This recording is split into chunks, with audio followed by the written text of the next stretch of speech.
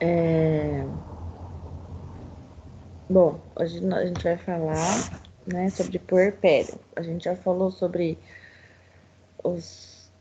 parto normal, sobre assistência ao parto normal, sobre alguns os tipos de parto, né? E agora a gente vai falar sobre o puerpério, que não é tão importante quanto, né, o processo de parto, o processo de trabalho de parto. Não sei se tá todo mundo conseguindo ver minha tela aí. Acredito que sim. Sim. Eu não estou vendo ainda, professora. Como sempre. Quer? Professora, pode falar? Pode falar. Nossa, praticamente já estamos no final Ontem meu eu estava lendo Tem Porpério, daí tem assim, após a mulher ganhar, após o parto, né? Daí praticamente já acabou já, né? Praticamente acabou. Depois Depois é só tem. para o povo estudar e fazer a prova, né? Porque se a gente tivesse possibilidade de fazer igual, né, mas só explicado, a gente faz, mas não vai ter, então você vai ter que dar um tempo de ficar estudando só, né? Então, depois dessa aula tem puerpério patológico. Aí são aquela que a paciente que pode ocorrer após o porpério, né? Que tá escrito lá, né, professor? Isso, esse é o puerpério fisiológico, depois é puerpério patológico e depois a amamentação e aí acabou. Explicar sobre a amamentação, que a mulher tem que sempre limpar o seio, que pode causar rachadura, essas coisas que ele fala lá, né? Isso, isso aí. Acabou. Só estudar depois, que não tem como fazer, como explicar, né? Como fazer manusear para essa explicação, né? Como demonstrar, né? Mas E mostrar. a gente espera que as coisas normalizem antes de acabar o semestre, para que a gente volte para a prática, para pelo menos usar a prática para. Porque seria interessante a prática, né? Igual você explicar para nós como é que faz o parto. Lembra que você falou, olha, nós vamos aprender a fazer parto, né? Seria Então, muito e não tivemos ainda, mas dizer. vamos aguardar, quem sabe volta tudo ao normal logo. Obrigado, você não atrapalha aí, pode dizer. Imagina. Quem não está conseguindo ver a aula, provavelmente não está com o aplicativo baixado no celular, né? Eu tô com o aplicativo baixado. E não tá vendo? Não tô vendo?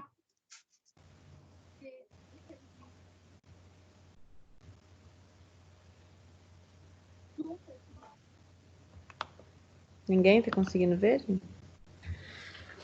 O meu eu abri pelo computador, no celular não dá pra ver, mesmo com o aplicativo. Pera aí, então.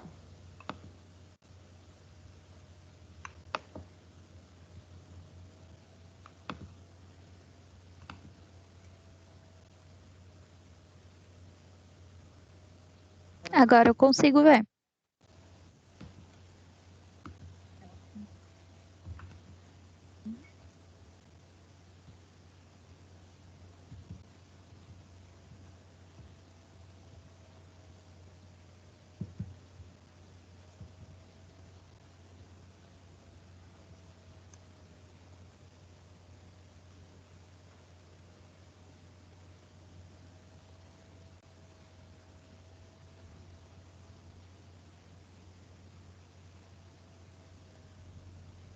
Tá vendo? Estão vendo? Agora estou vendo. Sim. Também estou. Tá. Eu vou deixar assim mesmo, não vou abrir a tela inteira, tá? Bom, a gente tem muitas mudanças no pós-parto e são tão importantes de serem faladas, né, quanto qualquer outro momento aí desse ciclo de mudanças.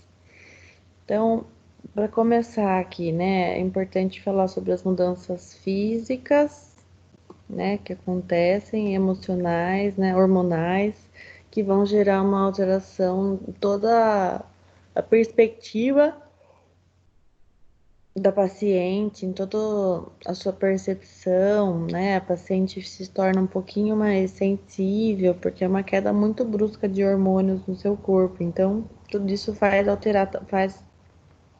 essa alteração emocional também. Alteração física e emocional. Eu vou ter que ficar saindo e entrando, gente, porque o povo vem aqui, ó, e eu tenho que admitir eles. Tem que acabar saindo da tela. Então, como eu estava falando, essas mudanças, né, acabam acontecendo e nós, como enfermeiros, temos que estar atentos a essa mudança, tanto com relação à parte física, como com relação ao emocional, que também compete a gente. A importância do apoio no pós-parto, apoio da família, apoio do profissional, porque é um momento novo, é um momento de muita dúvida, né? A paciente pode ter trabalhado durante a gestação inteira essas questões ou não. Então, a gente vai acabar descobrindo isso, por mais que ela tenha trabalhado essas questões, por mais seja uma pessoa da área, inclusive, seja enfermeira obstetra, seja médica, essas questões, essas dúvidas vão acabar surgindo, não tem jeito. Né? Especialmente com relação à amamentação, que é uma dúvida muito recorrente, né, durante o puerpério. Acomodação ao novo dia a dia, então é uma outra rotina que tem que ser implementada aí pela família. Então, é uma outra pessoa dentro da casa, é uma outra rotina que tem que ser administrada. Então, né, isso tem que ser levado em consideração também, né, inclusive por toda a família. É importante que a gente divida o puerpério em algumas etapas, né, para que a gente consiga abordar melhor. Existem dois autores, né, que fazem essa divisão aí, em momentos diferentes, né. Esse período do ciclo imprime aí modificações locais sistêmicas, né, que foram acontecendo durante toda a gestação, e no puerpério isso tem que se retornar ao estado pré-gravídico. Então, isso não é de imediato, logicamente, demora algum tempo. Então, esse retorno pode acontecer em até 8 semanas, tá? Existe puerpério imediato, que vai do 1º ao 10º dia, tardio, né, do 11º ao 45º, e o remoto do 46º até um ano após. E também existe um outro autor que fundamenta esse puerpério no âmbito hospitalar com um pouquinho mais de foco para a gente ter uma abordagem melhor. E tem esse puerpério imediato aí na 1ª, 2ª hora de pós-parto, puerpério mediato da 2ª hora até o 10º dia do pós-parto, puerpério tardio do 10º ao 42º dia de pós-parto e remoto até 60 dias após o parto. Por que é importante a gente saber disso? Porque é no puerpério imediato onde acontecem imediato, né? Onde acontecem as maiores modificações em que nós, como enfermeiros, precisamos estar atentos, né? Se a gente pensar, essa imagem mostra bem, né? O útero no começo da gestação, né? Imaginem, lembram que eu cheguei a mostrar para vocês o tamanho de um DIU, né? Ele dentro do útero, aquele é o tamanho do útero, né? Internamente. Então, imaginem o tamanho da mudança até chegar ao final da gestação. Isso são 40 né, aproximadamente 40 semanas, até 42 semanas, mas são muitas semanas, né, até acontecer toda essa mudança.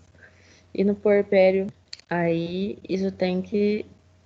É como se o corpo da mulher tivesse que correr atrás de todo esse tempo, né?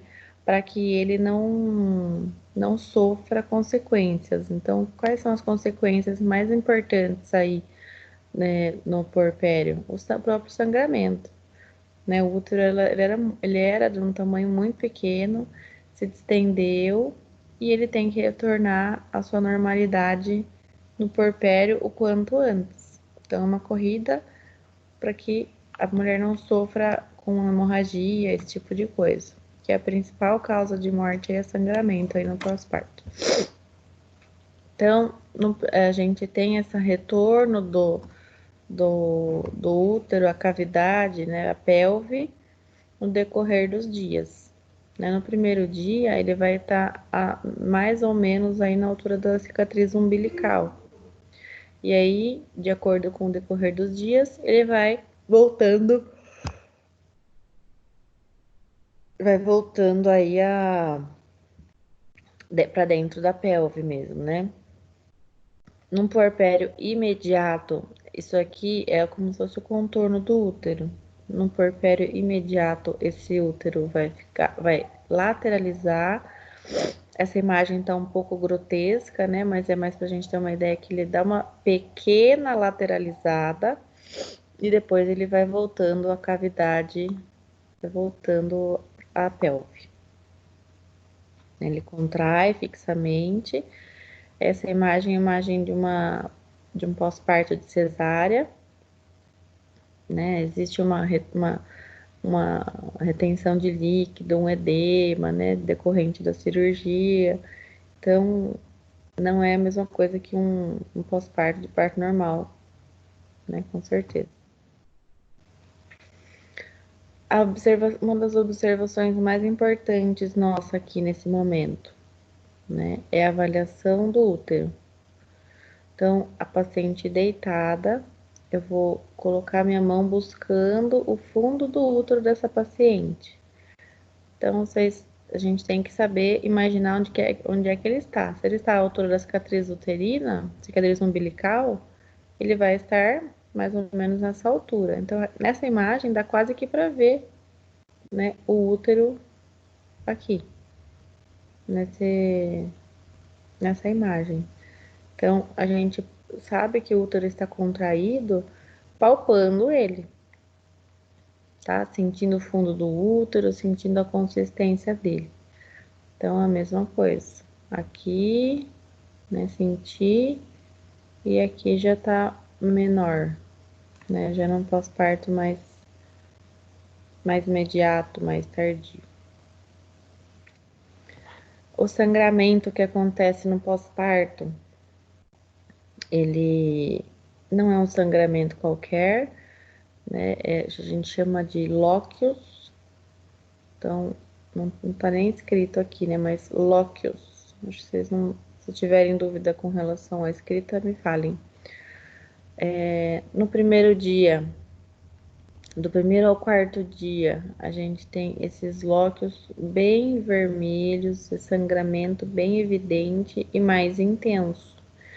E no decorrer dos dias, esse sangramento vai mudando sua coloração, né? E mudando em quantidade também, vai diminuindo. Então, do primeiro ao quarto dia é o lóquios rubro. Do quinto ao 10º dia, ele já está um pouco mais escurecido, né? Em menor quantidade. Aqui tem coágulo, como vocês podem ver, aqui já não tem mais. Então, ele é descrito como lóquios fusco. Após o 10º dia, já está bem diminuído, bem mais escurecido também. Ele é chamado de lóquios flava. Da 20ª semana já não é um sangramento, já é quase que uma secreção, né? Um exudato. Ele é chamado de lóquios alba. Então tem toda essa modificação aí para a gente identificar. E qual que é a composição disso daqui? É exudato, é transsudato, né? São esses elementos, né, descamativos aqui da camada interna do útero, né? Sangue, né? E aqui ele está mais seroso.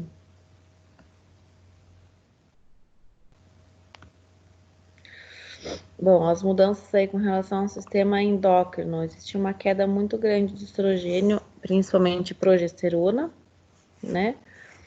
E essa queda essa queda hormonal, essa queda de estrogênio e progesterona vai fazer com que a prolactina e a ocitocina sejam liberados pela hipófise, né? O FSH continua mantendo baixo, lembram que o FSH faz parte do processo do ciclo, né, menstrual. Lembram o que o FSH faz, gente?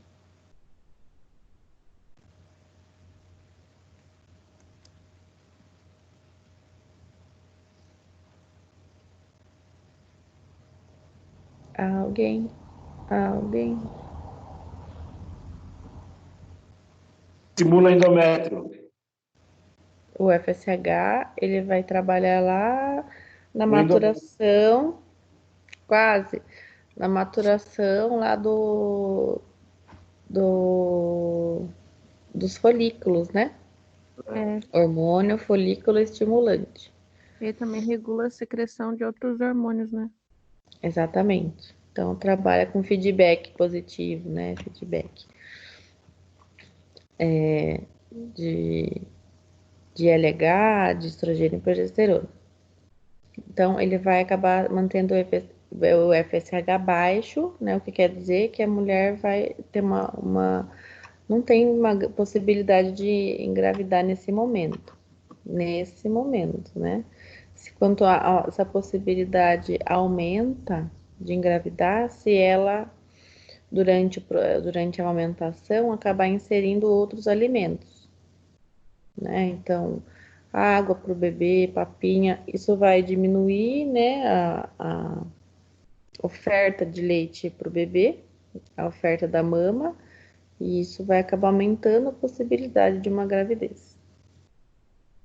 Lógico que a mulher ela pode tomar um anticoncepcional nesse momento, né? Mas tem que ser um anticoncepcional que não vai interferir na amamentação.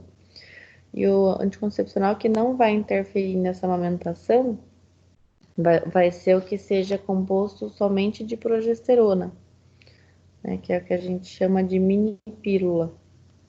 Então, esse não vai interferir em nada na amamentação. Se a gente inserir estrogênio nesse momento, vai acabar prejudicando. Bom, vamos falar um pouquinho de modificações locais aqui, né? No útero, ele vai se tornar contraído, a gente vai conseguir palpar isso. Se não tiver contraído, a gente vai ter problemas, né? Vai ter problemas com relação a sangramento, com hemorragia.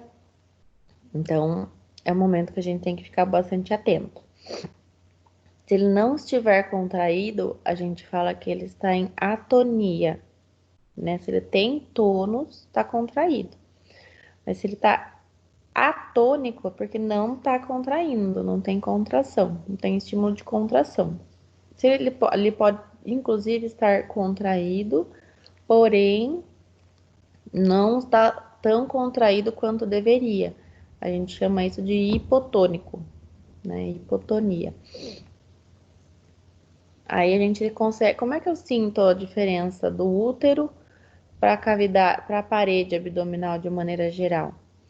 Então, o útero, se você palpar a barriga da paciente e imaginar a localização dele, você vai perceber que o abdômen, a parede abdominal é flácida, né? E o útero, ele é bem contraído, é bem consistente e diferente do resto da parede abdominal. Então, existe flacidez na parede abdominal e o útero está contraído. Essa involução uterina ela acaba acontecendo mais ou menos 1 centímetro, né, até o terceiro dia, 1 centímetro por dia, e meio centímetro por dia do quarto dia até o 12º dia, né? Após o 3º dia aí. Essas cólicas vão acabar desaparecendo, né? No quarto, quinto, uns 7 dias depois.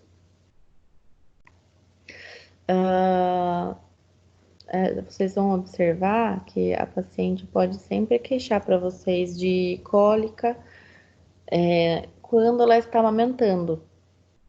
E isso quer dizer alguma coisa? Está relacionado com algo? O que vocês acham? É normal? É comum? Não é comum?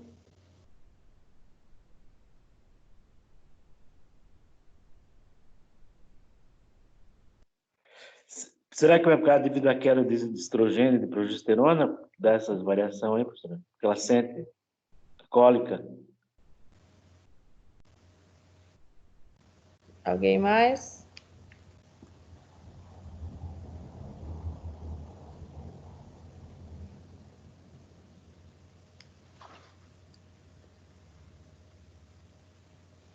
Alguém mais sugere alguma coisa?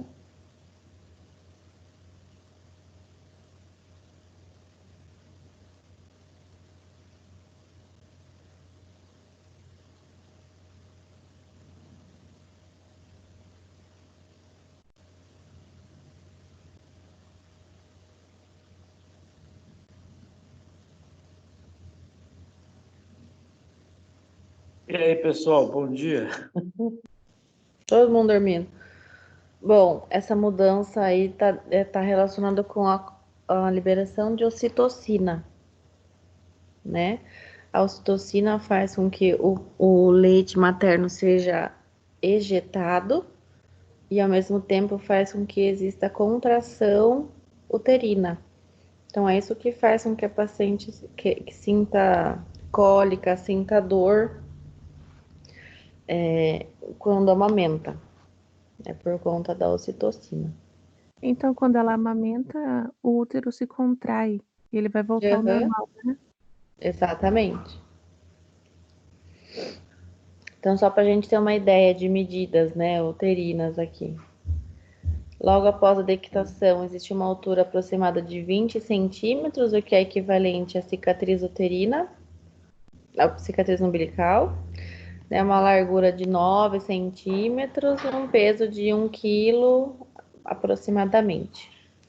No 40º dia é onde já está mais próximo do que era no momento pré-gravídico, né? Uma altura de 7 a 8 centímetros, espessura de 1 a 1,5 centímetros e um peso aproximado aí de 80 gramas.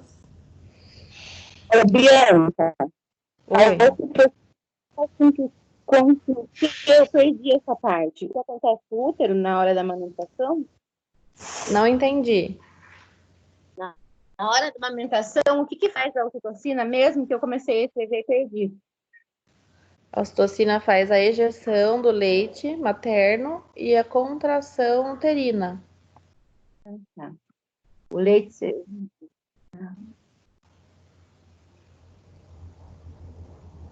E é por isso, imagina, e é por isso que ela sente cólica, né? Sente dor. Não quer dizer que ela não precise tomar nenhuma medicação para isso. Ela pode tomar sim, tá? Desde que ela não seja alérgica, né? Pode tomar algum analgésico. É polisador, não é? Lisador, paracetamol, dipirona, tramal, né? Num caso mais Nossa, mas não grave. é forte, não vai afetar a amamentação? Nesse primeiro momento, não vai prejudicar, não. Mas isso tramal quando a paciente está no hospital, né? Não queixa de muita dor, mas é muito difícil. Isso acaba acontecendo quando é pós-parto de cesárea, né? Num POI, num primeiro dia de pós-parto de cesárea, a prescrição é tramal, inclusive. Viu? Mas tramal, ele não. Tipo assim, quando eu tava amamentando, eu meu dente do siso inflamou. Daí eu fui pro hospital, mas não sabia que era o dente até então. E daí eles colocaram Tramal na veia, só que falaram que eu não poderia amamentar mais, por causa desse remédio forte. Daí eu tive que tirar minha filha do peito, por causa do que o médico tinha falado. Senão eu teria amamentado por muito mais tempo. Imagina, pode sim. Toda paciente, inclusive, sai do centro cirúrgico com a prescrição de Tramal.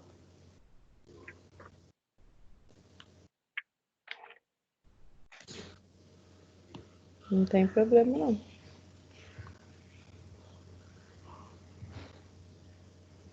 Bom, gente, Globo de Segurança.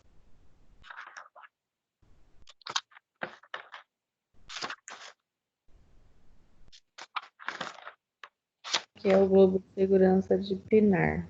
Espera só um pouquinho, acho que tem alguém. Não tem ninguém. Nessa contração aí, até o 10º dia de pós-parto, né? Ele fica contraído como se fosse um globo mesmo. E além dessa contração uterina visível e palpável, existe internamente, né, uma grande coágulo assim para conter também esse sangramento. O colo do útero também existe uma modificação, né, na sua anatomia. Ele é embebido, friável, edemaciado e com hematomas num pós-parto imediato. Isso num pós-parto normal, né? No 3º dia ele já está reconstituído, porém ele ainda não está fechado completamente. Então existe ainda uma certa dilatação aí no colo do útero. Na primeira semana existe ainda uma certa dilatação, aproximada de 1 centímetro. Na 4ª semana de pós-parto é onde vai acontecer o fechamento desse colo do útero, né? Ele vai se tornar uma fenda, não mais um orifício, né? Nessa imagem aqui dá para ver bem, né? Um colo de uma paciente que nunca teve filhos, né? Esse colo que é uma fenda de uma paciente que já teve, é uma primípara, né? Teve um filho. E esse colo de uma multípara. Então, acontece muito, por exemplo, situações em que a paciente é uma grande multípara, né? 4ª gesta, 5ª gesta, 6ª gesta, e acaba internando, por exemplo, com 4 centímetros de dilatação, mas completamente fora de trabalho de parto. Então, está relacionado com uma cicatriz aí desses outros pós-partos. A gente fala que isso é um colo residual, né? Como se ele não fechasse completamente. Isso é mais visível, né? Logicamente, nessa gestação desse momento. E quando que a paciente consegue, quando que existe essa involução de forma mais rápida? Involução, né? A gente fala que essa involução uterina, esse retorno à condição pré-gravídica.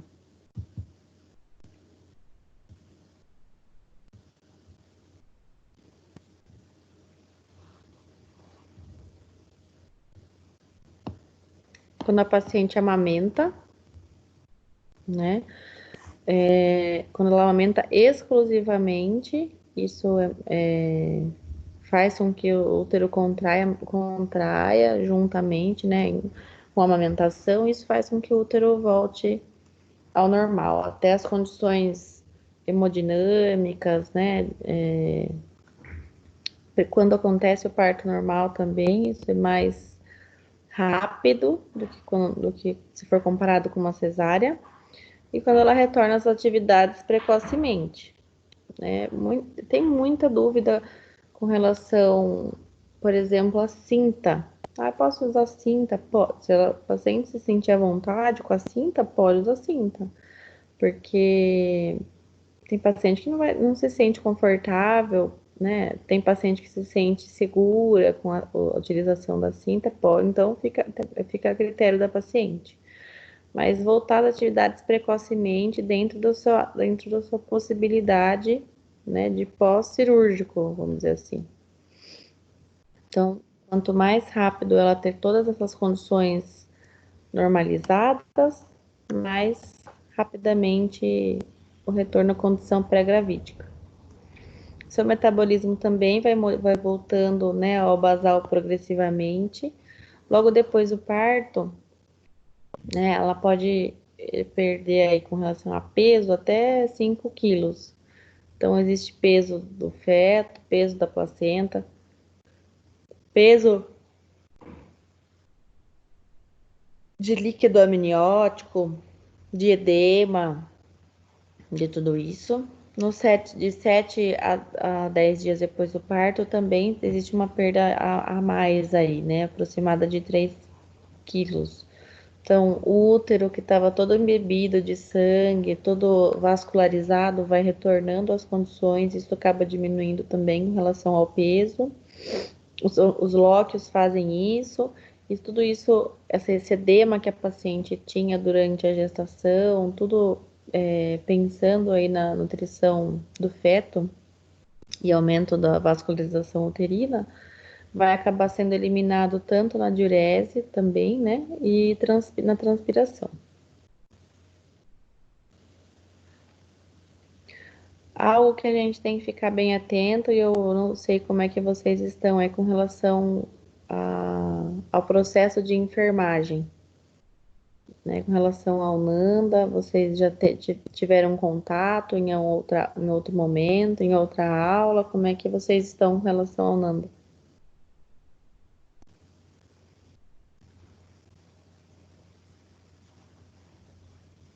Já tivemos SAI, né? Algumas coisas a gente sabe. Sabem mexer no SAI? No Nanda? Sabemos. Sim, Então tá já.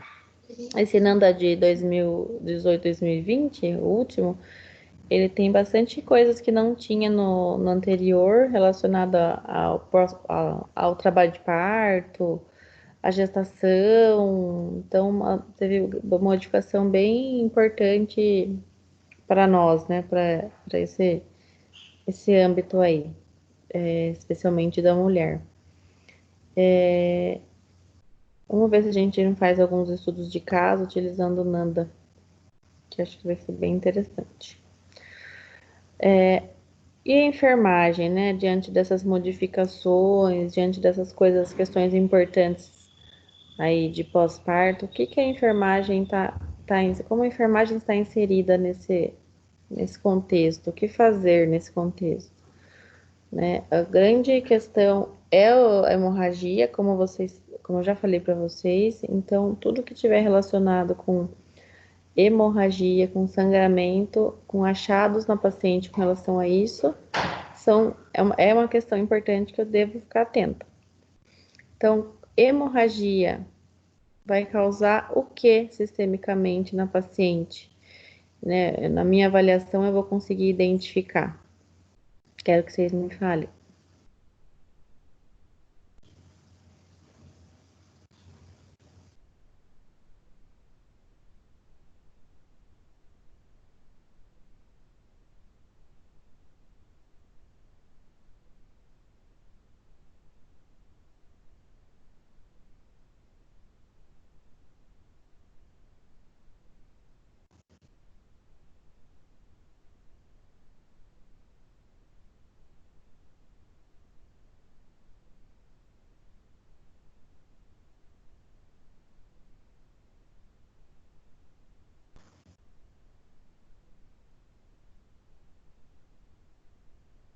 Parou o negócio?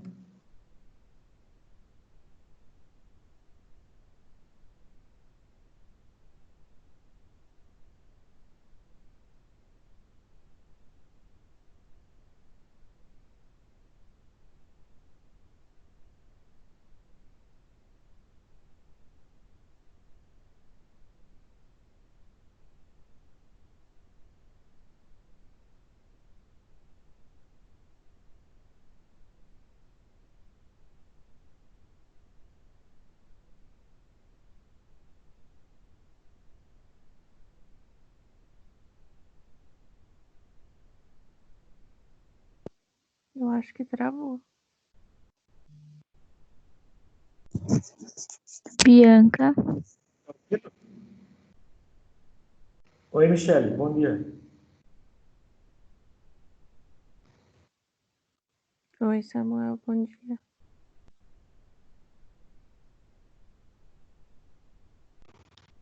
Apresentação da professora.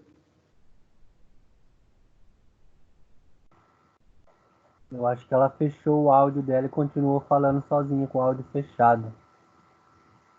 Pode ser também. Vou perguntar. Ô, gente, já que a professora deu problema, essa aula é a 3.3, né? Eu tô por fora. Ô, Carol, Oi? também estou em dúvida. É 3.3, será? Acho que deve ser. Tô olhando aqui no negócio, depois eu já dou uma rua para você. Eu fui tirar o aqui do... Ai, perdão, gente, eu tava trabalhando. Eu tô com os negócios aqui na mão, só que não tô tirando isso, eu resolvi comecei a seguir atrás do xerox aqui.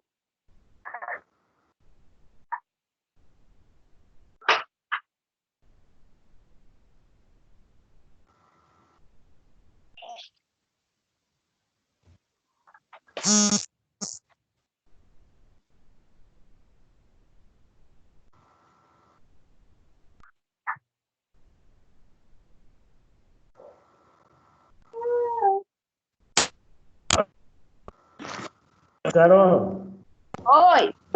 acho que não é a 3.3, porque a 3.3 está falando sobre force.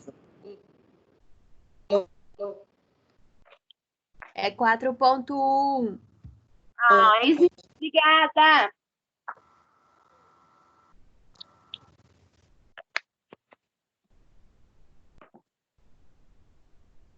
Estão me ouvindo? Estão me ouvindo? Sim, agora sim, agora Sim. Agora sim. Sim. Ave Maria. Vai, Corinthians! Aê! Eu não sei, deve ter sido minha internet. Ninguém me respondeu. Agora todo mundo fala, né? Quando eu tava perguntando, ninguém me respondia. Agora vamos responder, então. Estamos absorvendo conhecimento. Entendi.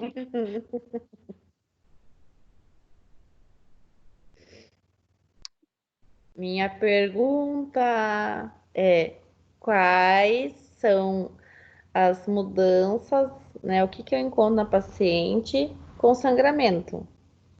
Vocês entraram lá no quarto, a paciente está com hemorragia daquelas. A pressão vai diminuir, vai estar com sudorese. A pressão vai ficar hipotensa. O que mais?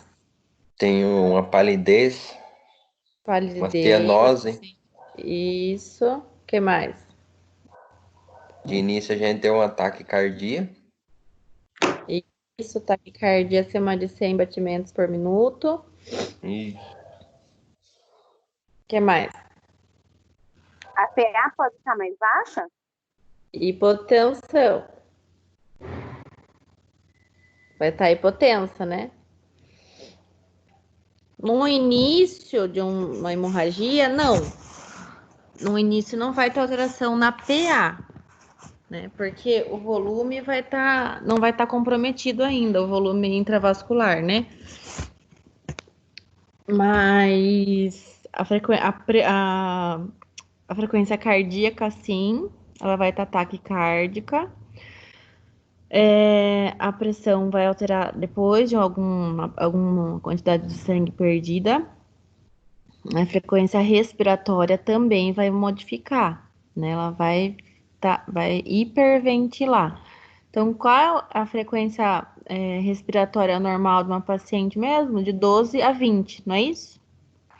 Então, ela vai hiperventilar.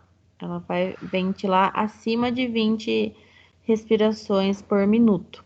Então, tanto frequência cardíaca quanto frequência respiratória, né? Uma tentativa do organismo de compensar, né?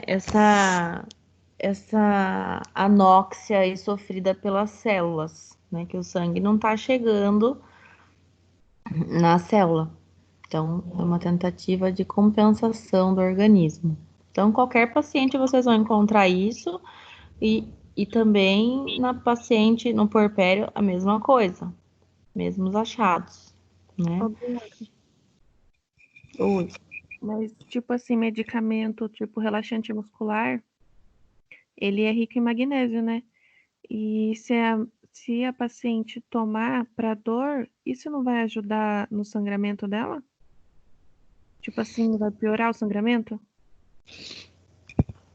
Então, não se dá relaxante muscular para paciente no pós-parto, né? Não faz parte do protocolo nenhum, né? Não é uma droga de escolha para paciente. Depois, em casa, um pós-parto tardio, em que o útero já está estabelecido, né? A sua contração já foi estabelecida, aí é numa outra situação, aí não teria problema. Mas nesse momento é um momento decisivo, né? Se o útero não contrair, ela vai sangrar, né? Ele tem que ir voltando para sua condição pré-gravídica. Nesse primeiro momento de pós-parto, a paciente, além do útero dela não ter mais nada o que tinha dentro, né? Não tem feto, não tem placenta, não tem líquido, não tem nada, né? A placenta o útero alimentava a placenta, então as artérias uterinas estavam todas direcionadas para a alimentação da placenta. Existia uma circulação aumentada ali, esse útero estava hipervascularizado. Então acabou tudo aquilo. Se esse útero não dá conta de contrair nesse primeiro momento, para parar com essa nutrição que existia na placenta, não vai ter condição, vai ter uma atonia uterina e vai sangrar. Então, a questão de retorno à pelve é secundário, mas o primário e o mais importante aí é a hemorragia e a questão da atonia. Por isso, também, não existe o porquê de dar um relaxante muscular para a paciente nesse primeiro momento. O que ela vai ter é dor. Então, a gente trabalha com analgésico. Obrigada. Entendi. Obrigado.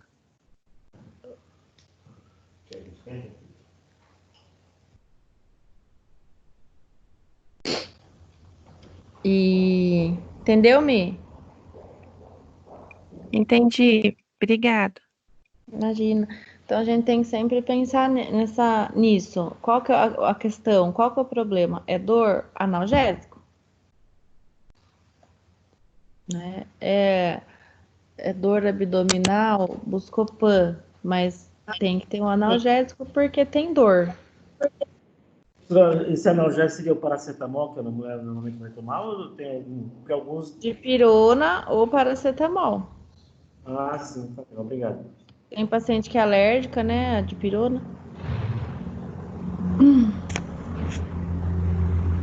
Aí tem um caminhão passando aqui na rua. E também outra questão importante é a infecção puerperal, né? E uma coisa que a gente tem que estar atento é a temperatura da paciente. 24 horas após o parto, a gente considera alguma infecção puerperal. Nessas primeiras 24 horas, pode aparecer alguma hipertermia, porém não está relacionado com um quadro infeccioso, porque além de precisar de um tempo para o processo infeccioso se instalar, né? Toda essa modificação gravídica pode gerar alguma alteração na temperatura da paciente. Então, é considerado no pós-parto, depois de 24 horas, infecção puerperal. Com relação aí também à variação da enfermagem, a gente viu nesse primeiro momento a contração uterina a mais importante, a gente vai buscar por hemorragia e alterações nos sinais vitais que vão nos sinais vitais e na nossa avaliação da paciente, né?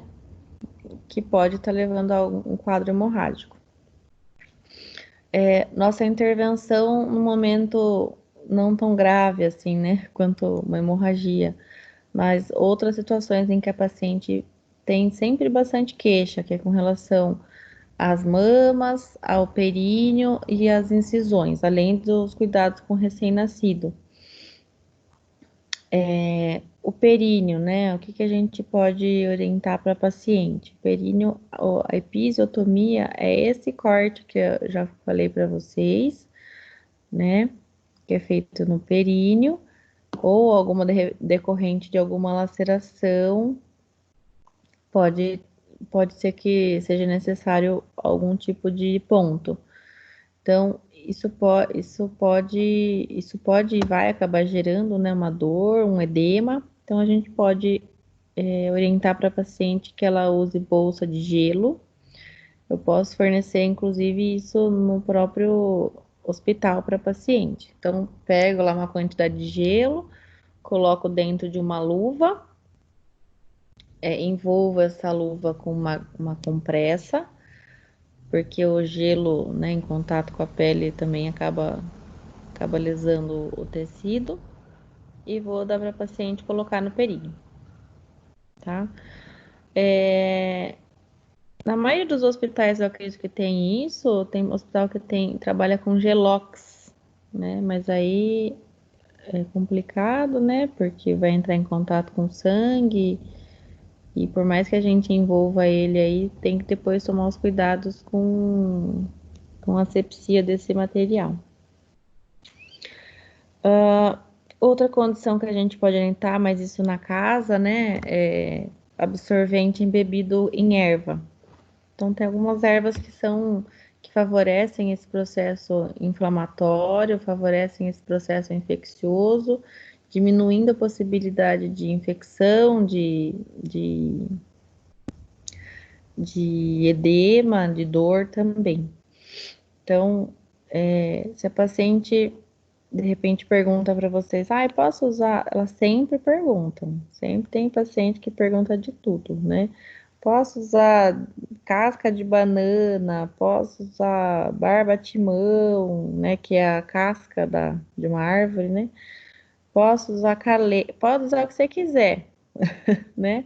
A gente sempre tem que buscar informações sobre isso antes de orientar, mas esses tipos de coisas naturais dificilmente tem alguma consequência ruim, algum desfecho ruim para o paciente. Então, são sempre coisas boas. Então, se você não sabe o que pode, o que não pode, é interessante ir dar uma pesquisada, né? Mas se a paciente quer usar algo natural, nada impede, não tem problema não.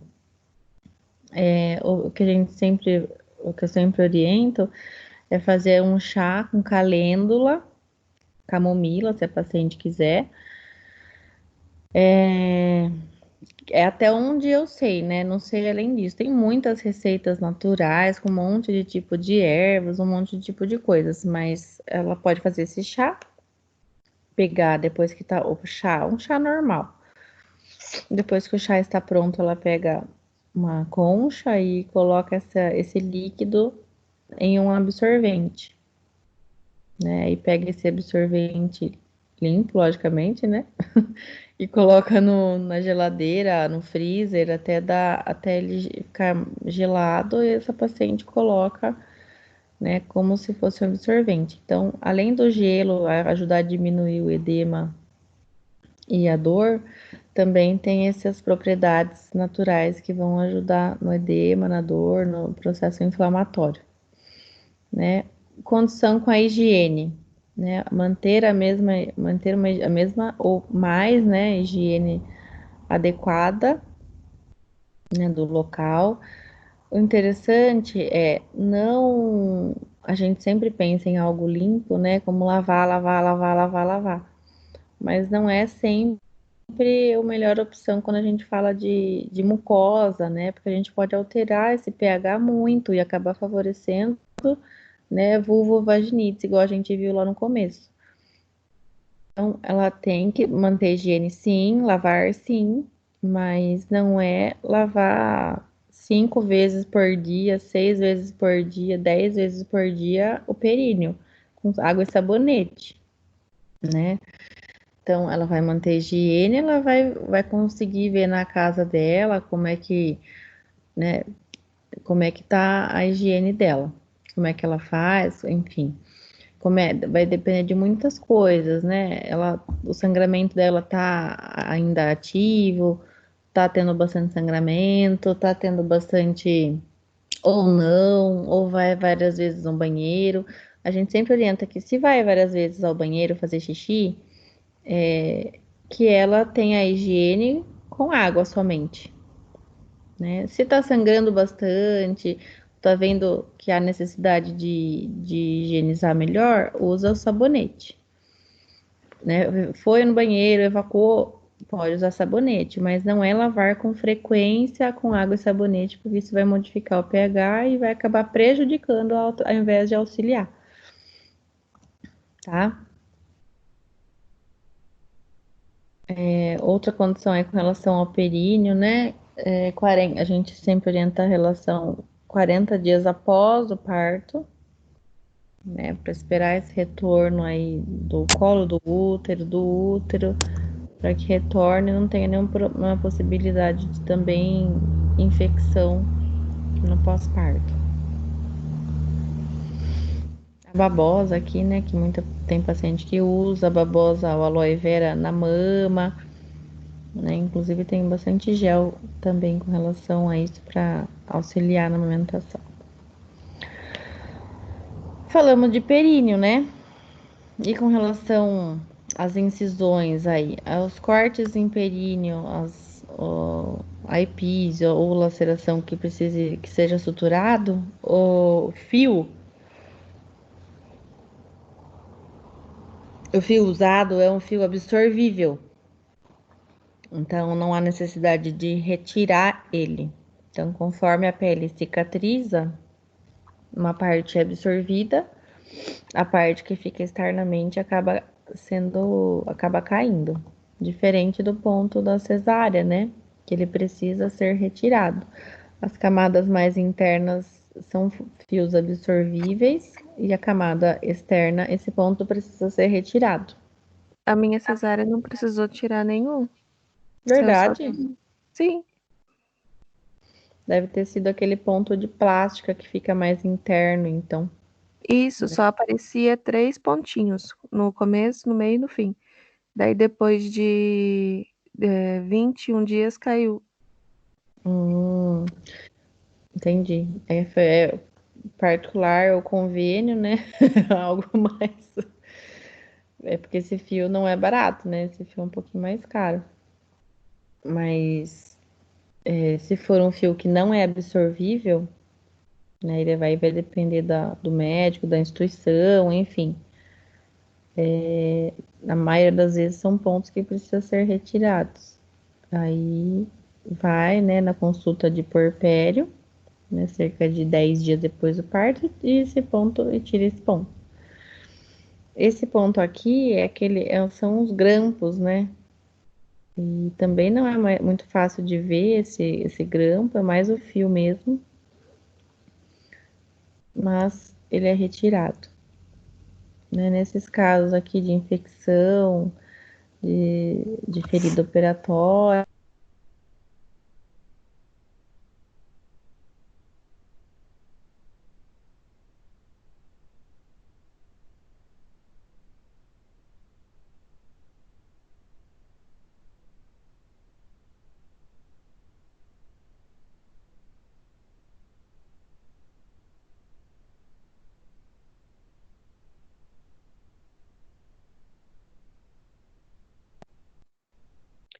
Travou.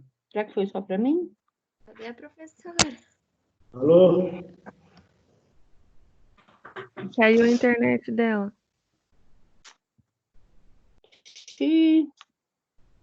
Nossa, imagine a dor dessa mulher, coitada, eu já tô pensando.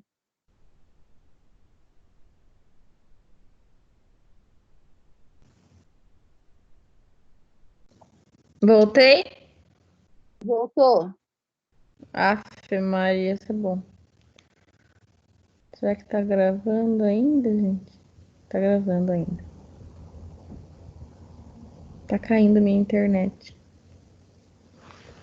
Mi, quando você parar de me ouvir, você me avisa.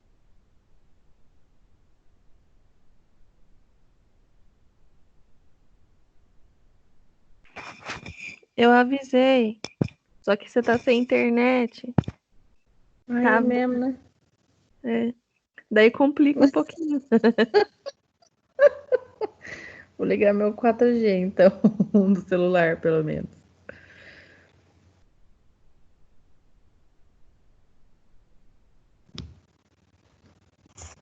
Bom, então vamos continuar. Inclusive,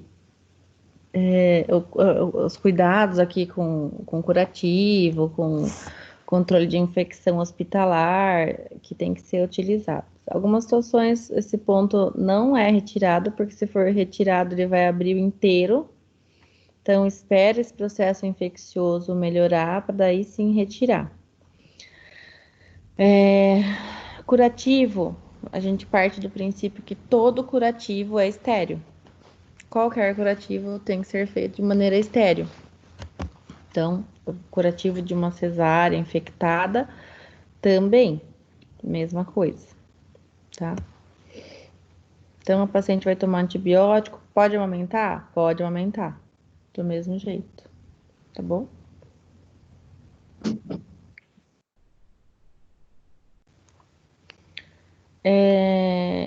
Falamos aí bastante com relação à parte física, né? Mas também temos que pensar na parte hormonal e emocional da paciente, né? A queda que acontece de um pós-parto é muito brusca. Então, a gente pode ter a ocorrência aí de blues puerperal, não sei se vocês já ouviram falar em baby blues, ou depressão, né, num caso mais grave, depressão pós-parto. Casos de depressão pós-parto podem estar relacionados com quadros depressivos anteriores. Então, se a paciente já teve algum histórico, pode voltar a desenvolver aí nesse momento de pós-parto. Bom, é simples de pensar numa paciente, né, só uma paciente sem nenhuma condição patológica. Durante a gestação, quem é mãe sabe e vai confirmar o que eu estou dizendo. Durante a gestação, todas as atenções, todos os cuidados eram voltados para ela, né? Existia a questão hormonal, questão emocional, né, da paciente, que todos os hormônios estavam aumentando, né? Então ela acabava se sentindo bem, apesar de tudo isso, porque ela tinha um cuidado, né? Todos os olhares eram para ela. E a partir do momento do parto, os olhares não são mais para ela, né? Os olhares são todos para o bebê. Então, todas as perguntas são voltadas para o bebê, como é que tá o bebê nasceu bem. Então, a mulher em si acaba sendo deixada de lado por um momento, né? Esquecida. E esse olhar não é mais para ela. Essa preocupação não é mais para ela. Então, já começa por aí, né? Esse sentimento confuso, talvez, né, da paciente. Então, além disso, ainda podem ter outras condições, outras coisas associadas aí. No baby blues, por exemplo, né, que é uma situação intermediária aí. Existe uma preocupação excessiva com a saúde do bebê. A paciente, você pode perceber que ela tá super ansiosa, nervosa, não sabe se vai dar conta, tá com dificuldade em controlar essa ansiedade, dificuldade em se concentrar. Existe cansaço, que é normal, né? Existe dificuldade para dormir e a paciente chora sem motivo aparente. Então, isso a gente chama de baby blues, né? É diferente de uma condição de depressão pós-parto, né? A gente tem essa comparação aqui. Numa condição de depressão pós-parto, a tristeza é constante, a paciente tem sentimento de culpa, a gente não entende o porquê, né? Ela acha que ela não, acha não, ela tem certeza que ela não tá dando conta, né? Uma autoestima baixa, desânimo, cansaço absoluto, né? Pouco ou nenhum interesse no bebê, ela não consegue cuidar dela mesma, nem do bebê, tem muito medo de ficar sozinha. Então, isso já está mostrando pra gente o medo de ficar sozinha e o medo de ficar sozinha com o bebê, né? É um fator alarmante para a gente prestar atenção nela mesma, né? É uma maneira dela falar: olha, presta atenção em mim, não me deixe sozinha com o bebê, né? Que eu posso fazer uma cagada aqui muito grande.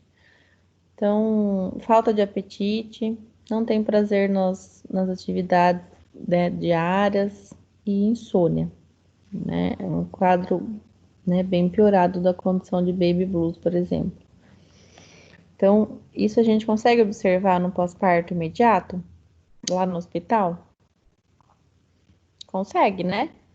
A paciente, ela chora por qualquer coisa, ela não quer o seu bebê, ela não quer ficar perto do seu bebê, ela não tem interesse em amamentar. Então, não é qualquer paciente que não tem interesse em amamentar seu bebê que a gente vai achar que está com depressão pós-parto. Mas são essas várias condições, né, associadas que vão levar a gente a pensar nisso. E o que fazer? O que fazer? Né? A gente tentar conversar com essa paciente. E a condição psicológica vai além da nossa profissão, né? A gente pode oferecer nosso apoio psicológico, com certeza faz parte da nossa função isso, mas a gente precisa de um olhar mais profundo, né? De um psicólogo, de um psiquiatra. Então, eu posso solicitar uma avaliação de um psicólogo para essa paciente. E vai ajudar muito, né? Professora, e também a participação da família, né, com relação a essa paciente, né? A família é importantíssima nesse momento, né? A mulher apoiar os pais, né? O marido tá do lado ali, ó, todo do seu lado aí e tal. Isso é importante. Toda essa rede de apoio é importantíssima nesse momento, né? Para ela não se sentir sozinha, abandonada, não se sentir. Ainda tem alguém com o microfone.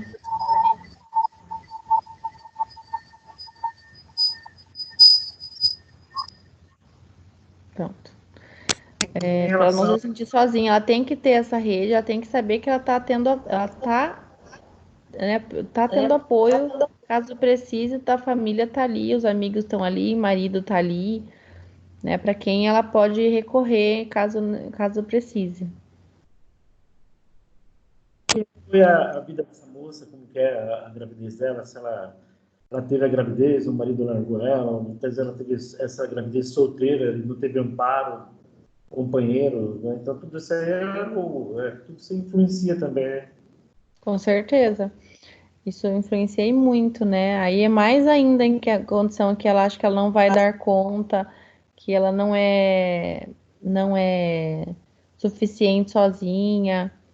Então, mais ainda que a rede de apoio dela tem que estar presente, né? E se ela tiver um apoio durante a gestação, isso tem que ser bem claro para ela, já tem que estar definido quem que vai ser a rede de apoio caso ela precise, quem que vai estar por perto ali dela para poder auxiliar mesmo, né? Bom, todas essas condições acabam atrapalhando aí, acabam sendo um fator para que a paciente se sinta mais, talvez se sinta pior, talvez confunda ainda mais a cabeça da paciente, né, os sentimentos.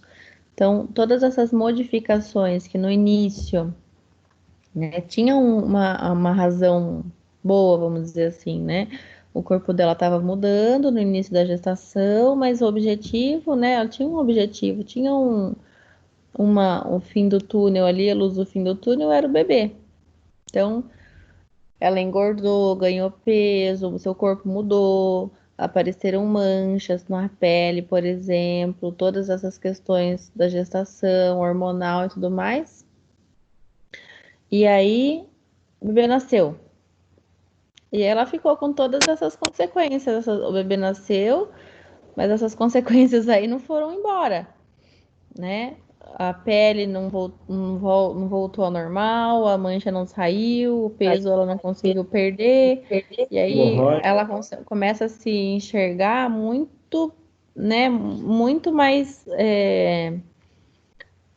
O olhar dela não é o mesmo, né? Ela se enxerga diferente do que ela realmente é. Então, isso também acaba contribuindo para que ela tenha a questão emocional, né, prejudicada aí. Então, é importante que ela perceba, que ela seja orientada, que ela seja bem esclarecida, bem orientada, bem amparada, para que essas condições aí, esses fatores não interfiram negativamente nesse processo de puerpério, que não é fácil, né?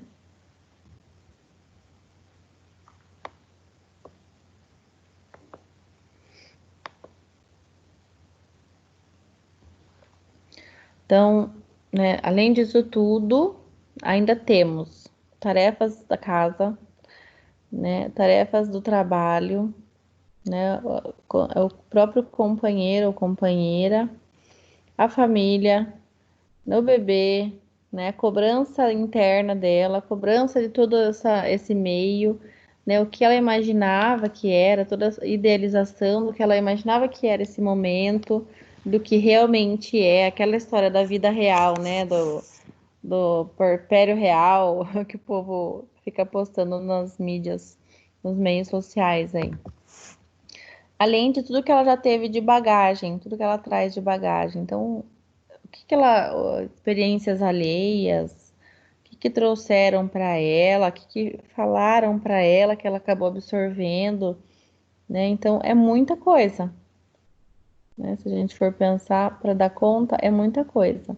E por mais que a paciente seja uma paciente com uma condição econômica né, boa, razoável, ainda tem tudo isso, né? Ainda tem as tarefas do lar, ainda tem o companheiro ou companheira, ainda tem o trabalho, a família, a cobrança interna. Então, independente de condição social ou não, todas essas questões são presentes, né? Isso a paciente tem que saber lidar muito bem, senão realmente a gente fica louco com tudo isso. Causa uma desordem emocional na mulher. Sim, muito importante, né? E muito importante, aliás. Então, essas transformações, a gente pode perceber certa fragilidade na paciente, então a gente tem que ter esse feeling para poder ajudar realmente quando há necessidade, né? O enfermeiro peca muito nisso, a gente fica muito focado no físico, no que a gente vê. Então, não é só o que a gente vê. Também tem as questões emocionais que a gente não observa, e se a gente não ter esse olhar mais humanizado, a gente não vê mesmo e passa batido, a gente não percebe, né? E aí a gente pode ajudar e muito essa paciente. A psicóloga não está lá no hospital à toa, né? A gente não está lá à toa. Então é importante, né, observar todas as questões de uma paciente, tanto a parte física, quanto emocional, quanto religiosa, estar atento a essas situações e auxiliar quando houver necessidade. Agir realmente quando houver necessidade. Professora, dá licença.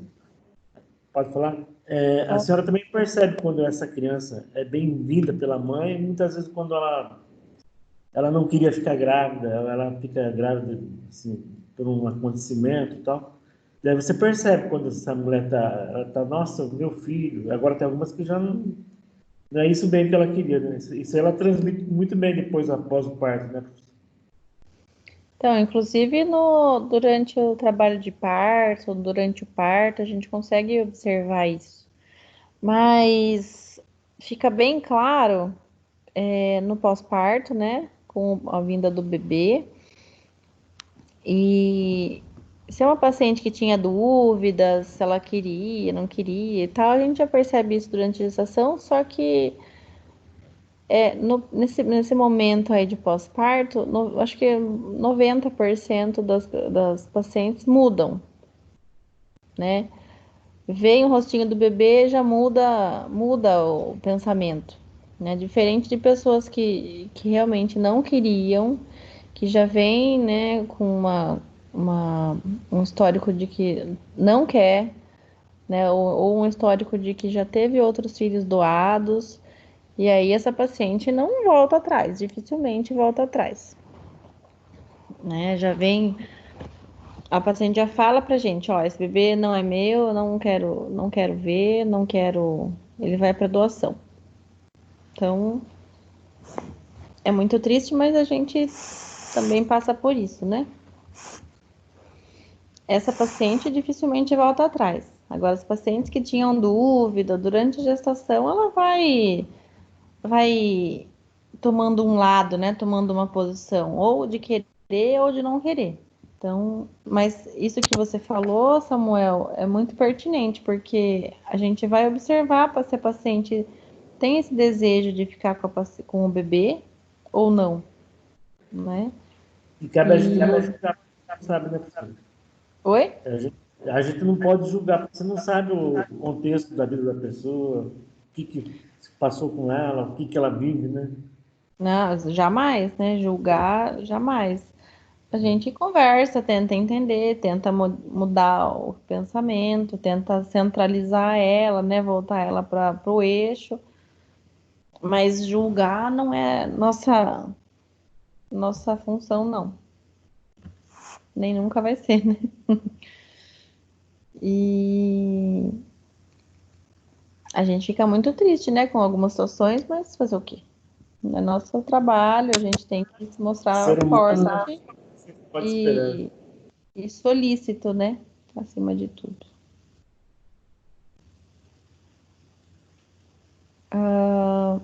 Adaptação e perdas.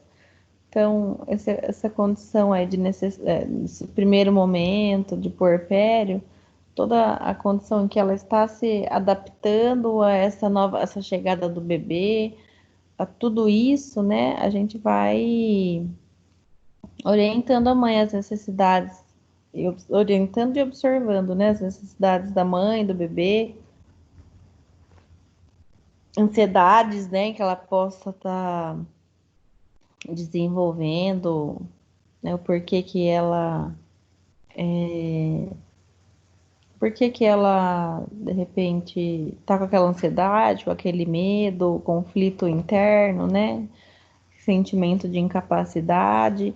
E situar o parceiro também nesse momento, porque o parceiro também acaba ficando para segundo, terceiro, quarto plano, né?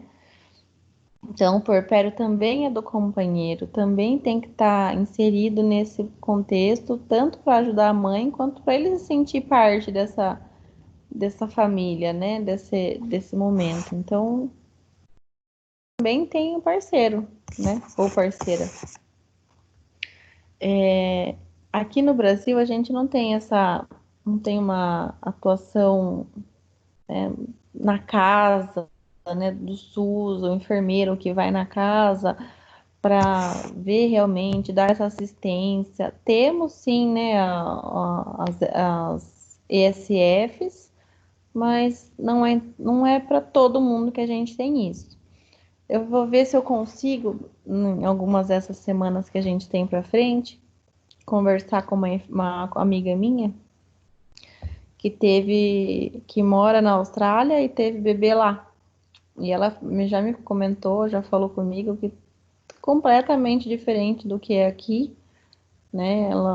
Tudo é na casa, o enfermeiro vai na casa, a assistência é excelente. Então, vou ver se um dia ela não consegue participar aqui com a gente e falar como é a experiência que ela passou lá. para vocês. Então, voltando àquele slide que eu já comentei com vocês, o retorno às condições pré-gravídicas são mais rápido quando a paciente amamenta, quando o parto é normal e ela retorna às atividades precocemente. Tá? Várias coisas aí secundárias, logicamente, né? Podem gerar uma ansiedade na paciente e esse mundo de recém-nascido tem coisas que não tem fim, né? Se a gente for ver, a mulher, né, principalmente, fica louca com a quantidade de coisas que tem para o bebê, para recém-nascido, coisas úteis, coisas fúteis, tem de tudo, né? E a vontade da mãe é de comprar tudo, né? Então, o que realmente é necessário para a paciente? Tudo isso é necessário? Se vocês forem ver, tem uma loja nos Estados Unidos, que se vocês... Não lembro o nome da loja, mas... Macro Baby, acho que é Macro Baby. Meu Deus do céu. É do tamanho de um supermercado. Eu nunca fui nessa loja, mas só de ver na internet é um supermercado. Então, você imagina uma paciente, uma pessoa, uma mãe, uma mulher, né, se deparar com esse monte de informações, esse monte de produtos, que tudo é indispensável, né? Então, uma mãe de primeira viagem que não sabe exatamente o que usar, não tem uma orientação, vai ficar louca nesse mundo, né? Tudo é jogado como super necessário, né? Então, o que tem até colchão, para vocês serem mais, acho que vocês já viram, não sei, colchão que identifica se o bebê está vivo.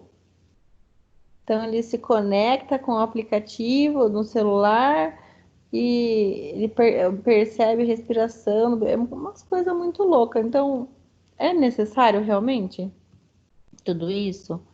Que a mulherada fica louca, né? Luxúria só.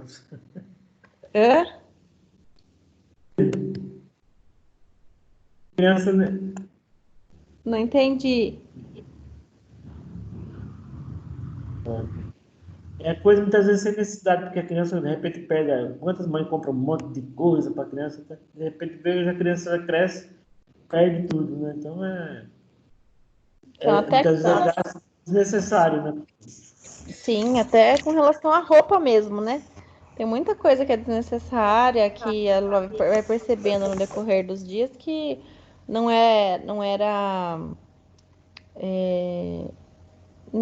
funcional, né? Um tipo de roupa. Mas a gente compra. Vai, compra. Compra. E vai ver O depois. nome do meu filho vai ser Riquinho. Ô, Bianca, no meu caso, até o berço foi desnecessário, viu? Porque não usamos nada, só servia para empilhar roupa. Até berço, né? Pior aquele povo que leva um monte de roupa para o hospital para criança, e depois não tem necessidade de usar, né? Então o pessoal é desinformado, né? A gente leva, Samuel. Leva. Importante Samuel, é não faltar. Samuel, a gente leva, a gente compra. Mãe é mãe. Não, claro, eu compreendo, sem dúvida. É que tem muitas pessoas que ela não tem assim, uma orientação, então ela compra muita coisa que não tem muitas vezes necessidade, mas a mãe deve levar, claro. E aí vai com aquela mala imensa, né, no hospital. E o que a gente pode orientar a paciente a levar realmente, né? Tem hospital, a maioria dos hospitais tem uma listinha que dão para paciente do que levar, o que não levar, o que é importante, né? Macacão, alguns pares de meia, pagãozinho, né? Fralda de pano, fralda descartável, se a paciente for usar, né? A fralda de pano é bom para tudo, né? A mantinha e escovinha de cabelo para o bebê. Para mãe, camisola confortável, né? Lembrar que ela tá no hospital. Sutiã de amamentação, calcinha pós-parto, cinta se for utilizar. Um hobby, né? Sei lá, se a paciente quiser. Chinelo, né? E uma troca de roupa para alta. Então, algumas coisas além disso, viu? Homens que não sabem fazer mala. Na necessaire de higiene pessoal aqui, sabonete, shampoo, escova de cabelo, escova de dente, pasta de dente, né? Absorvente, né? Noturno, especial, é bom lembrar, né? Aquele absorvente grande. Necessaire, porque ninguém é obrigado, né? Um batonzinho, um blush, alguma coisa, se a paciente quiser, porque ninguém é obrigado a nada. Ah, com certeza. A gente ainda fica linda e maravilhosa com aquela cara de sofrimento e dor, mas pelo menos um batonzinho, né? Um batonzinho para dar uma cor, uma cara de saúde, né? Cheio, eu domino montar mala, hein, professora?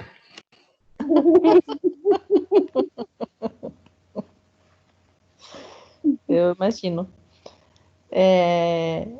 Algumas outras coisas, né, gente? Documento, né? O que eu vejo lá é muito engraçado, né? As pacientes falando, fulano, às vezes o paciente vai internar, né?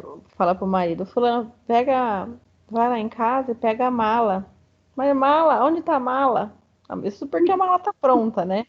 Pega a mala, onde tá a mala? Que mala? Qual? Onde? O quê? Não sabe nem quem é.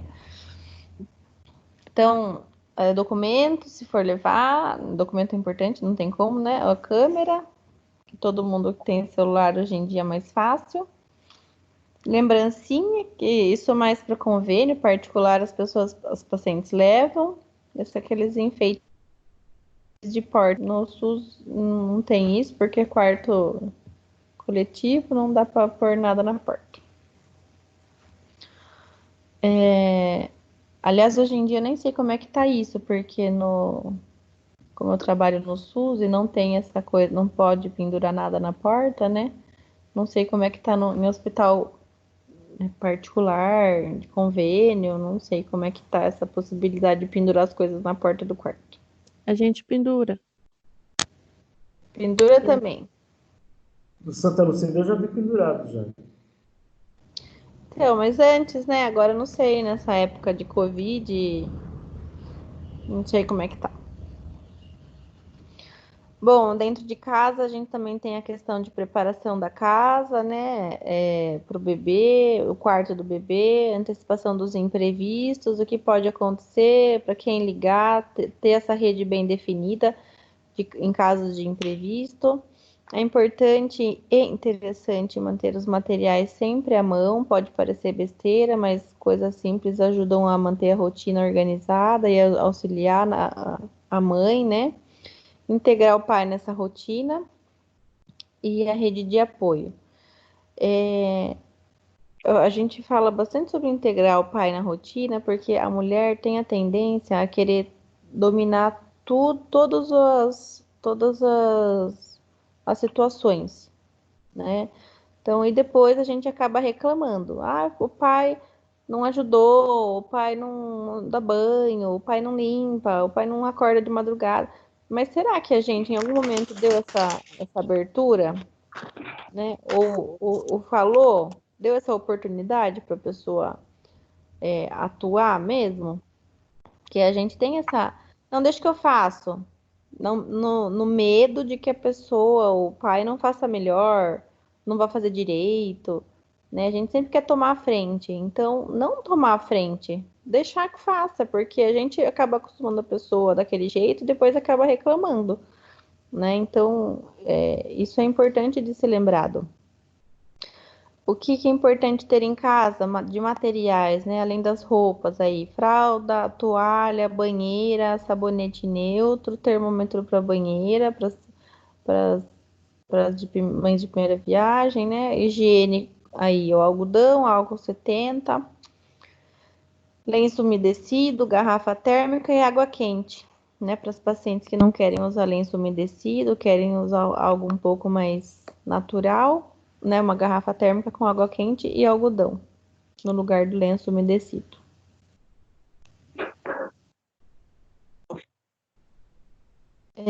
Então aqui eu coloquei alguns exemplos aqui de quartinhos para a gente ver não a decoração em si, mas a disposição dos materiais à mão, né? Aqui, por exemplo, né, tá o trocador em cima de uma cômoda. Aqui tem alguma coisa, um espacinho para ser pendurado alguma coisa. E do lado os materiais mais à mão aqui, né? Algodão, possivelmente, cotonete, não sei. Esse quartinho é da minha mãe, ó. Helena. Aqui, né, achei super interessante essas coisas super à mão, apesar de aqui não estar nada prático, né, na cômoda. De repente aqui uma fralda de pano, alguma coisinha para a gente conseguir pegar mais rápido. Aqui tá super prático esse trocador aqui, né, tirando essa quadro aqui no meio do trocador. A garrafa térmica, aqui acredito que seja algodão. Aqui um organizador para os materiais estarem sempre à mão, porque você sozinha com o bebê solto aqui, se não tiver tudo à mão, gente, como é que faz, né? Deus me livre, só dá bebê rolando. E tudo à mão aqui na escovinha. Então, outra coisa que a gente esquece também é da banheira, né? Onde vai ser dado o banho do bebê? Então, deixar tudo organizado de maneira que também a gente não sofra aí desnecessariamente. Então,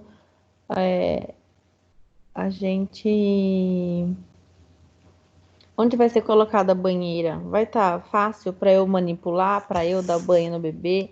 Não vou forçar a minha coluna, não vai ficar um momento desagradável para mim, como mãe, né? Então também é importante pensar nisso. De repente, colocar a banheira perto do trocador.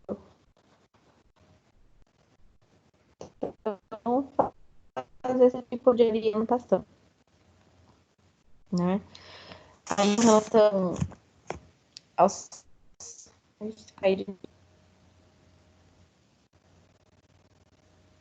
Voltei.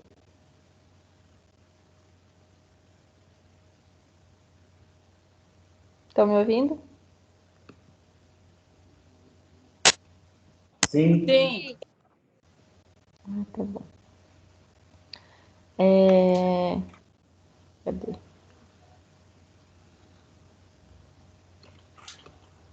Ô, Bianca, Oi. deixa eu só compartilhar uma coisa. Lá no Bem Gerar, as gestantes que a gente acompanha o parto, a gente monta grupo de WhatsApp para elas, desde a gestação, sabe? Então, elas vão fazendo troca entre elas, desde quando estão grávidas. Aí os bebês vão nascendo, elas vão contando do parto e tudo mais. E aí elas ficam como rede de apoio no pós-parto também, porque às vezes a mulher não tem ninguém que passou por situação semelhante a ela. Ou se passou, um ano depois, a gente já não lembra mais como foi, já não tem aquela mesma intensidade, né? E aí Sim. lá a gente monta grupinhos pela data provável de parto a cada 2 meses. Então, elas vão viver coisas semelhantes no mesmo tempo, desde da gestação, sintomas da gestação, o parto, mas as coisas com o bebê também, amamentação, vacinação, introdução alimentar e tudo mais. E os grupos ajudam elas muito, assim. Depois elas ficam amigas, elas fazem aniversário coletivo juntas, sabe? É bem legal. Estão passando por uma fase igual, né? Interessante. Exatamente. E elas adoram o grupo, assim. Aí eu acabo saindo depois de um tempo porque não dou conta, né? Das mensagens e tudo mais. Mas você vê que elas são um suporte tão grande umas para as outras, assim, sabe? De ficar acordada de madrugada porque o bebê da outra tá com febre e ela tá esperando ela terminar o banho morno para ver se melhorou. Esse tipo de coisa, assim, sabe? Então é bem bacana mesmo. Ai, que legal. E é muito mais. Isso já é vários estudos na área da educação que falam que é muito mais útil. Essas trocas são muito mais valiosas, né, quando a paciente é paciente com paciente, né? Quando é pessoas que estão passando, quando pessoas que estão passando pela mesma fase, então essa troca é muito mais valiosa, é muito mais rica do que se ela simplesmente ouvir um profissional falando, elas aderem muito mais às, às coisas mesmo, né, que são passadas entre uma e outra. Não, e engraçado que assim, o olhar. Nossa, tá horrível. Nossa, o que aconteceu?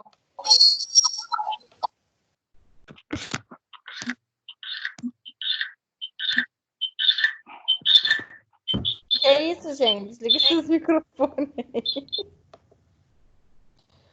Pronto, acho que foi. Engraçado, Bianca, que assim, o julgamento entre elas é zero, sabe? Então, às vezes, por mais que o profissional da saúde entenda que não é ele que deve julgar as atitudes, ele deve orientar, mas ele não deve julgar as atitudes e escolhas da mulher, a gente acaba julgando. Querendo ou não querendo, as pessoas acabam, infelizmente, levando para o lado dela, para a crença dela e tudo mais. E nesses grupos, assim, elas falam de tudo, assim, sabe? E é tão lindo porque não tem nada. Elas não se julgam, elas só se apoiam. É muito bonito de ver. Ai, que legal. É gostoso, né? Essas trocas assim. E é difícil, isso é legal poder participar porque é algo mais focado, né? Mais direcionado para nessa questão humanizada mesmo, porque no SUS não tem nada disso, né? Infelizmente. Bom, gente, existem alguns testes que são feitos no hospital, né? Ou nas UBSs.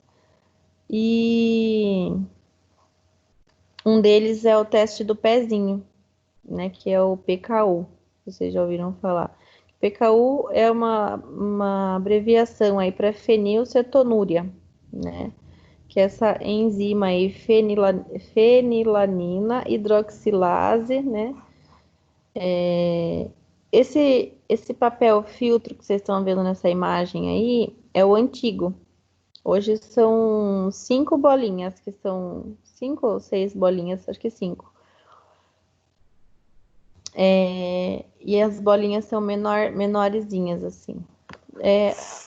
Existe essa maneira, né, de ser furado o pé do bebê e você ir absorvendo a gotinha de sangue nesse papel. Ela não pode emendar uma bolinha com a outra, é um saco de colher isso. E não pode ficar pedaço dentro da bolinha sem sangue, não pode ir sangue demais para fora da bolinha, não pode emendar uma bolinha na outra. É uma coisa. E também pode ser colhido sangue do bebê, e aí você ir colocando a gotinha de sangue, né, na bolinha.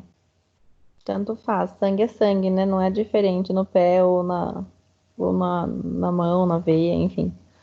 Então, esse exame, na verdade, ele é para ser identificado uma falha aí no metabolismo, né? No metabolismo do bebê, um defeito no metabolismo, que é gerado aí da enzima hepática. Essa enzima que eu falei, fenilanina hidroxilase, ela acaba acumulando aí, né, levando ao acúmulo de um aminoácido, fenilalanina, e acaba aumentando no organismo do bebê.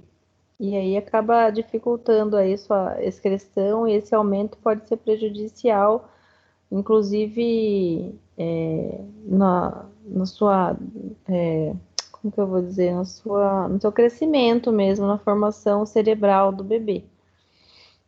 Então, por isso que ele é feito, né, até precocemente aí. Ele é feito 48 horas depois do nascimento, tá? Ele pode ser feito até 10 dias depois, um mês depois do parto, na verdade, mas a pessoa, quem pega, né, quem faz análise desse sangue, eles preferem, enchem bastante o saco se for feito depois de 5 dias. Então, ele já sai do hospital ou feito esse exame, ou já agendado para fazer, né, no posto, tá? Existem dois ou três tipos, o que é gratuito, o que não é pago, é o mais básico de todos.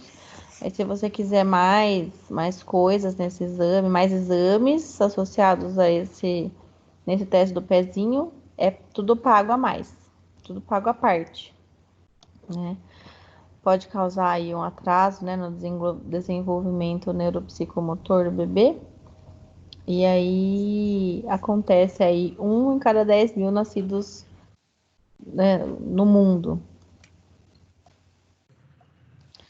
Outra dúvida aí com relação aos alimentos, né, que podem ser utilizados que tenham essa fenilalanina, que senão vai acumular ainda mais, né, no organismo do bebê. Existe esse site aí, esse link do Ministério da Saúde, e aí você consegue pesquisar essa tabela nutricional, tabela de alimentos que contém esse composto, né? Outros testes que são feitos no hospital, né? O teste do olhinho, que é o teste do reflexo vermelho, que é feito com 12 horas de vida, para ver se existe, né, alguma alteração na formação do globo ocular, né, de visual do bebê. Teste da orelhinha, que é teste de triagem auditiva, também é feito com 48 horas de vida. O teste do coraçãozinho, que é uma oximetria de pulso, que é feito com 24 horas de vida.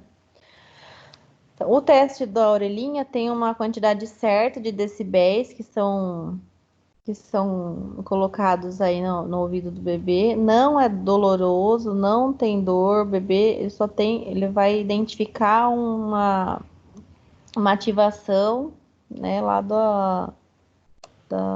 dos ossinhos do bebê, dos ossinhos do ouvido do bebê, né? Uma resposta a essa vibração aí de decibéis colocado em contato com o bebê.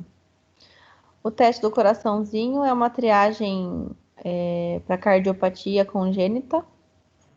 Então, é feito essa oximetria de pulso aqui no membro superior direito do bebê, e em qualquer membro inferior, tanto faz o direito ou o esquerdo. Então, esse exame é feito entre 24 horas e 48 horas de vida, antes de ser liberado o bebê para alta, né? O ideal é que ele dê acima de 95% e uma diferença abaixo de 3% entre mão. Desliga o microfone. Entre membro superior e membro inferior, né, a pessoa acaba tendo que realizar novamente. Esse aí não deu? Arebaba.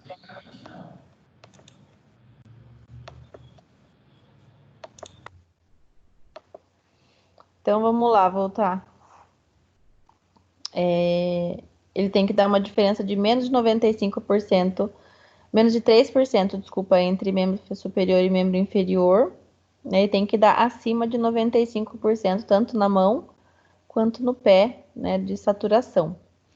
Então, vamos aqui, por exemplo, se ele der abaixo de 95%, ou uma diferença de 3%, né, igual ou acima de 3% entre mão e pé, eu realizo depois de 1 hora novamente. Se der acima de 95% e menos de 3% de diferença entre mão e pé, ok, normal. Se continuar essa diferença, esse bebê é encaminhado para fazer um ecocardiograma. Triagem mesmo, né? E aí, com relação ao planejamento da alta, essas orientações que a gente fornece, né? Os cuidados com o períneo, novamente, né? Tudo preferencialmente escrito para que a paciente não esqueça, não tenha nenhum problema depois. Os cuidados com o períneo, os cuidados com a mama, cuidado com a incisão cirúrgica, a maneira dela fazer a higiene, deambulação e atividades. Ela pode fazer, né, deambular normalmente, mas ela tem que tomar muito cuidado com as atividades que ela vai fazer, e o retorno é progressivo. Ela já não pode sair de lá fazendo crossfit, levantando peso, não é assim, né? Retorno às atividades diárias, né? Normalmente, gradualmente, e aí, com o tempo, ela vai voltando a essas outras atividades. A dieta geral, estímulo à hidratação. Então, tem coisas que a paciente tem bastante, as pacientes têm bastante dúvida, né? Posso comer ovo? Esses dias mesmo me perguntaram, posso lavar a cabeça? Pode lavar, deve lavar a cabeça, pelo amor de Deus. Né? Isso é coisa de vó, que não pode lavar a cabeça no pós-parto, né? Na dieta. Orientação sobre retorno à atividade sexual, então com 40 dias depois do parto. Documentação, né, da licença maternidade, o pai também tem esse direito aí de 5 dias, né, de licença maternidade. O próprio declaração de nascido vivo do bebê, um xerox ou o registro também servem como comprovante. Registro do recém-nascido vai da instituição e da cidade, né? Cada instituição e cada cidade tem um padrão, tem, às vezes o cartório fica no hospital, em determinado horário, às vezes não tem isso, o cartório é no cartório mesmo, o registro é lá no cartório. E orientação com relação ao planejamento familiar, né? Retornar, utilizar anticoncepcional, o mais indicado, e para que exista realmente um planejamento familiar, essa paciente não venha engravidar logo depois na amamentação. É isso. Dúvidas? Professora, a paciente já sai com a pílula indicada após ela sair do hospital? Não, isso ela vai ter na consulta de puerpério. Vai voltar no médico lá depois, né? Isso. Ah, tá. Ok, obrigado.